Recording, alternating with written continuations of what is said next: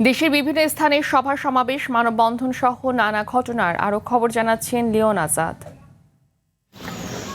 ঝিনাইদহে ছাত্রদলের মামলায় গ্রেফতার এনসিপির কেন্দ্রীয় যুগ্ম সদস্য সচিব তারেক রেজা জামিন পেয়েছেন। তবে একই মামলায় গ্রেফতার যুব শক্তির কেন্দ্রীয় নেতা অয়ন রহমান খানের জামিন নামঞ্জুর করেছেন আদালত। ঈদুল আজহা উপলক্ষে প্রধানমন্ত্রী তারেক রহমান কর্তৃক রাজশাহী সিটি কর্পোরেশনের পরিচ্ছন্নতা কর্মীদের জন্য ঈদ উপহার হিসেবে আর্থিক অনুদান বিতরণ করা হয়েছে।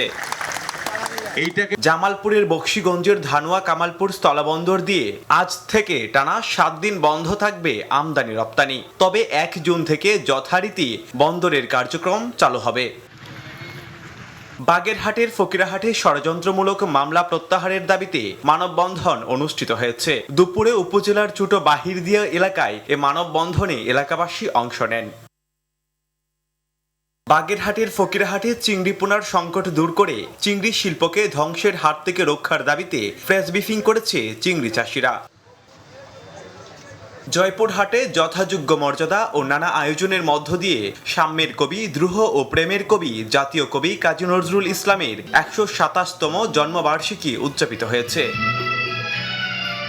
বাংলাদেশ পুলিশের ট্রেনিং রিক্রুয়েট কনস্টেবল পদে নিয়োগ 2026-এর ফিরোজপুর জেলার চূড়ান্ত ফলাফল ঘোষণা করা হয়েছে। এই নিয়োগ প্রক্রিয়ায় 21 জন প্রার্থীকে চূড়ান্তভাবে সুপারিশ করা হয়েছে। বগুড়ার গাবতলীতে চাঞ্চল্যকর গলাকাটা হত্যাকাণ্ডের রহস্য উদ্ঘাটন করেছে পুলিশ। ঘটনায় জড়িত 2 আসামিকে গ্রেফতারের পাশাপাশি হত্যাকাণ্ডে ব্যবহৃত 2টি হাসুয়া উদ্ধার করা হয়েছে। ঈদুল আজহা উপলক্ষে কুরবানির পশু স্বাস্থ্যসম্মতভাবে জবাই এবং কাঁচা চামড়ার সঠিক সংরক্ষণ বিষয়ে যশোরে এক প্রশিক্ষণ কর্মশালা অনুষ্ঠিত হয়েছে। যশোরের মনিরামপুরে অবৈধভাবে কৃষিজমি খুঁড়ে মাটি ও বালু বিক্রির দায়ে একজনকে 15 দিনের বিনাশ্রম কারাদণ্ড এবং 2 জনকে জরিমানা করেছে ভ্রাম্যমাণ আদালত।